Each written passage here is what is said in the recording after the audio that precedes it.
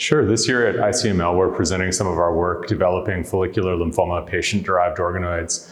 This is interesting for a few reasons. Follicular lymphoma, among the indolent lymphomas, is distinguished by a really rich tumor microenvironment with many immune cell subsets, including T cells, in addition to the malignant B cells comprising the cancer.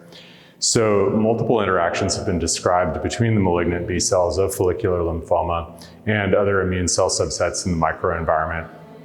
So in addition, with the development of new T-cell mediated immunotherapies for follicular lymphoma, including bispecific T-cell engagers and CAR T-cells, the tumor microenvironment has become of increasing importance in this disease, both in therapeutic and in terms of biology. So these new immunotherapies are difficult to model in traditional ex vivo cell cultures, which consist of malignant B-cell monoculture, so are unable to model a T-cell mediated effector mechanism. So what we asked is, are we able to develop an accurate ex vivo representation of the tumor microenvironment using primary patient biopsies?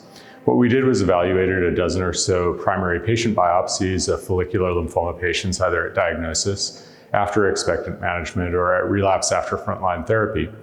We cultured these for up to 3 weeks, asking ourselves two questions. First of all, can we assess the stability of primary patient-derived organoids? And secondarily, can we use this system to model T-cell mediated immunotherapies?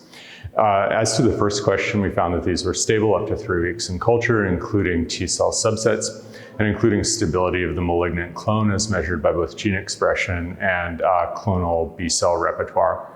Secondarily, we treated these with two different bispecifics representing potential therapeutic options, both a CD19xCD3 bispecific as well as a CD20xCD3 bispecific.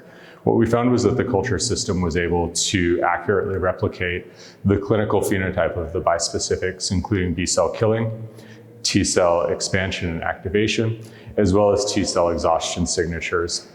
We were able to use this system to interrogate differences between the two research-grade bispecifics we use, including differences in CD8 activation, and we were able to assess differences in the activated CD4 phenotype between treated and untreated organoids.